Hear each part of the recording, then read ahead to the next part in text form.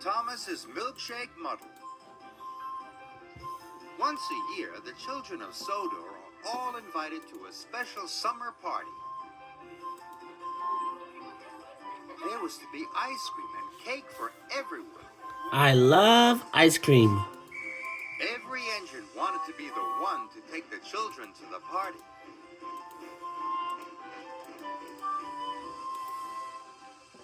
On the day of the party, Sir Topham Hatt came to Tidmouth Sheds. Thomas hoped that he would be taking the children. But Sir Topham Hatt chose Emily. He had other jobs for Thomas.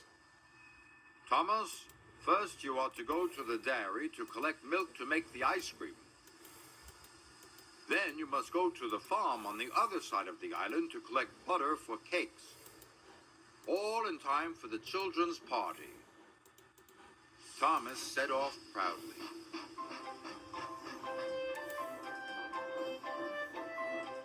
When Thomas arrived at the dairy, the manager told him he was to take the milk churns to the ice cream factory.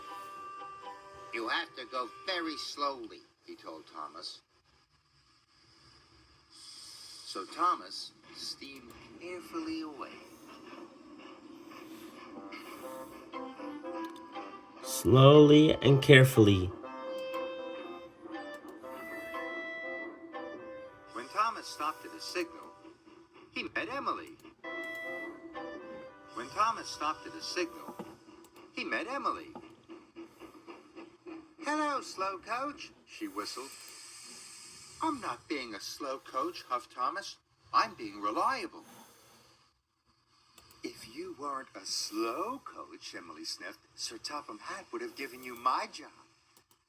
I'm fast and I'm reliable. That's why I'm taking the children. Emily looked very pleased with herself. This made Thomas cross. I can be as fast as you, he huffed. I'll race you to the next signal, Emily whistled, and she steamed quickly away. Thomas wheezed after her as fast as his pistons would pump.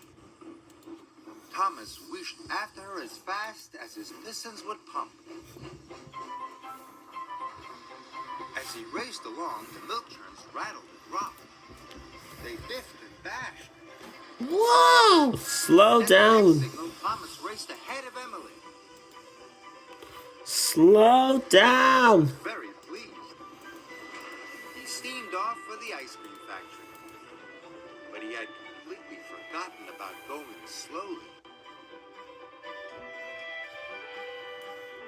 The ice cream factory manager was very happy. Thomas had delivered the milk in record time. Now the factory could make the ice cream for the party.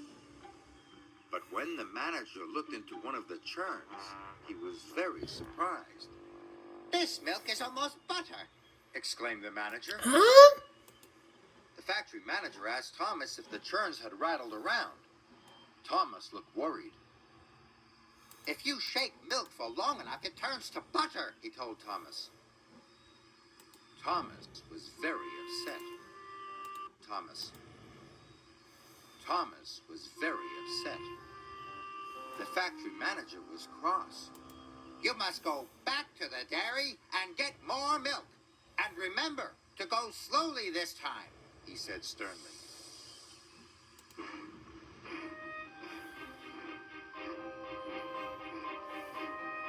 Thomas steamed back to the dairy as fast as he could.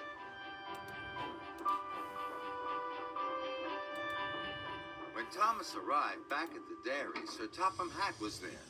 He was very cross. Thomas, it is nearly time for the party, and you still have not collected the butter from the other side of the island. The children will have no cakes for the party. Thomas felt terrible. Thomas trundled slowly and carefully back to the ice cream factory. He didn't feel reliable.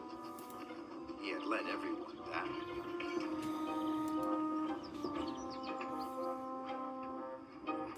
When he finally arrived with the milk, the manager told Thomas to take the old churns back to the dairy. With the milk, the manager told Thomas to take the old churns back to the dairy. But suddenly, Thomas had a better idea. Thomas steamed along with the milk churns even faster than he had before. Here we go again. He puffed up Gordon's Hill and chuffed down to the valley. And chuffed down to the valley. He raced like a rock, and he wheeshed like the wind. Raced like a rock, and he wheeshed like the wind. The churns in Thomas's freight cars rattled and rolled. They clanked and crashed, and biffed and bashed. Even the cows and sheep looked up to see what the noise was. But Thomas couldn't stop until he got to the bakery. As he arrived, he blew his whistle long and hard. "I need butter, not milk," cried the baker. He was surprised to see the milk churns. "Look inside the churns," tooted Thomas. The baker couldn't believe his eyes. The almost butter was now butter. Enough to make all the cakes for the party. Sir Topham Hatt heard what Thomas had done. He came to see. Sir Topham Hatt heard what Thomas had done. He came to see him. Thomas thought Sir Topham Hatt would be cross. He was very worried. But Sir Topham Hatt would be cross. He was very worried. But Sir Topham Hatt smiled. "Thomas, you have saved the children's party," he boomed. "So today, that makes you the most reliable engine on the whole of Sodor." And later, Thomas had his most important job yet. As guest of honor at the children's party. There was lots of ice cream and plenty of cakes. Everyone had a wonderful time. The children cheered for Thomas. Thomas felt very proud.